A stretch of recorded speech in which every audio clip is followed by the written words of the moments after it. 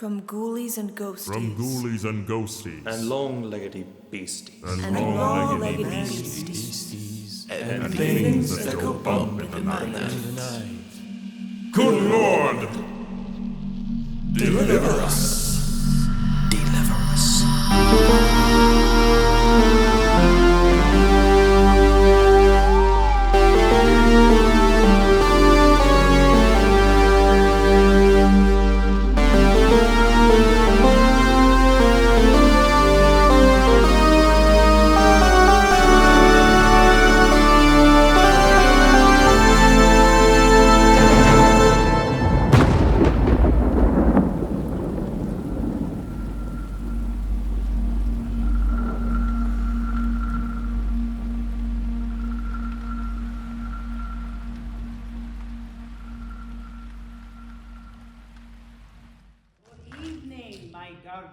Ghouls and ghoulettes.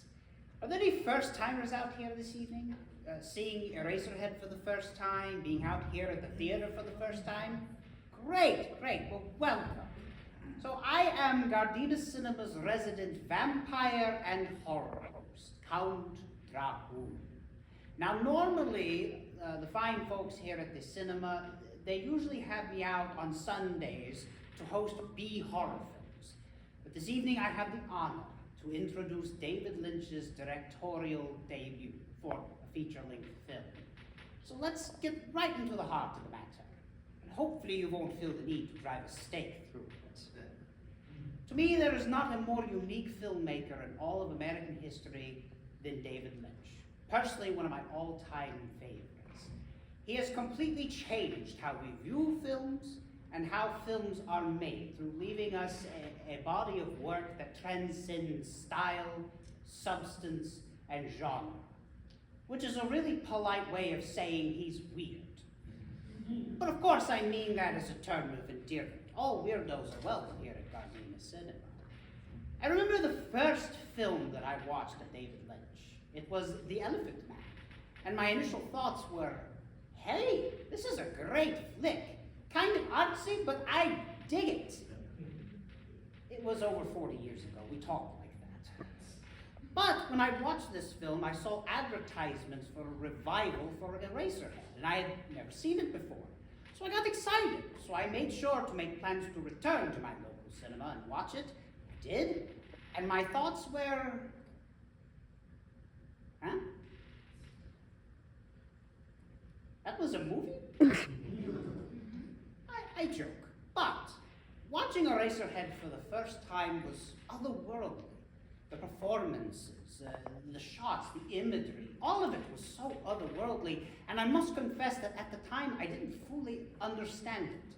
So I went back and I rewatched it, and then it dawned on me. This film isn't so much of a story as it is a nightmare. A nightmare from the mind of David Lynch, put to pen and paper, and then created through the magic of cinema. During the filming of this movie, David Lynch was about to become a father for the first time. Now, to most of us, that's very exciting news, but it can also be very nerve-wracking. How do we raise children not to become monsters? Seriously, I'm asking you, for a friend. Well, okay, myself. I have a son, and he's a monster, not a vampire. I don't think I did it right. But while I'm thinking more on it, please, my fiends, enjoy David Lynch's directorial tour de force, Eraserhead.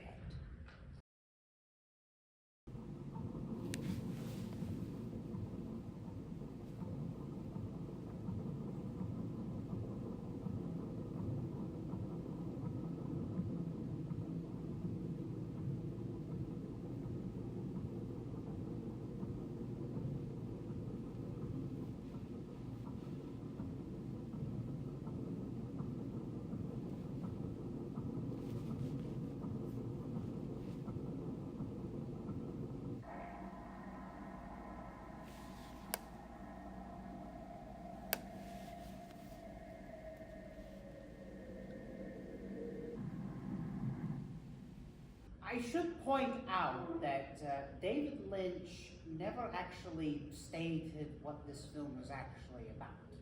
He wanted to leave that open for audience interpretation. However, during the making of this movie, he did become a father for the first time. His daughter was actually born with a very serious birth defect. So the anxiety of dealing with that as a parent really played into itself in the writing process, as did inspiration from a couple of novellas. Franz Kafka's The Metamorphosis and The Note by Nikolai Gogol. Just out of curiosity, does anybody happen to know how long the script was for this movie? Ooh. 20 pages. What? Yes, 20 pages. And this was a serious point of contention with the American Film Institute, because Lynch actually applied for a grant to make this movie, but he was denied several times. It was about a 3-year fight, and he finally got the grant that he needed. However, the film went way over budget. So much so that in order to cut costs, David Lynch actually gave up living in the apartment he was living in Los Angeles and decided to move in on set, and he slept in Henry's bedroom for well over a year. What? So, the film finally premiered at the FilmX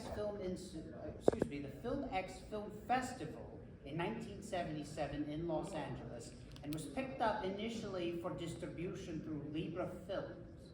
It was marketed as a midnight film and played in several local cinemas in LA, San Francisco, and New York City.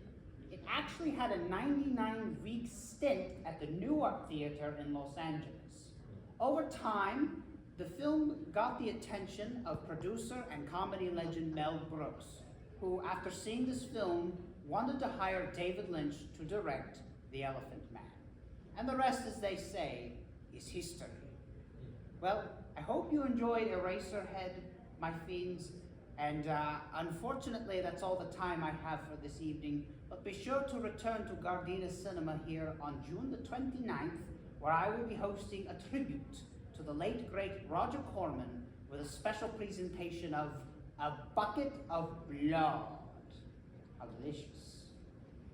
Until then, always remember that as far as things go, when things go bump in the night, there are such things.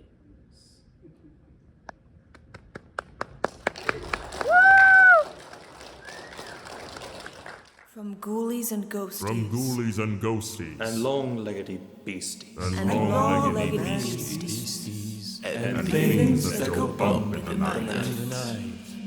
Good Lord! Deliver us!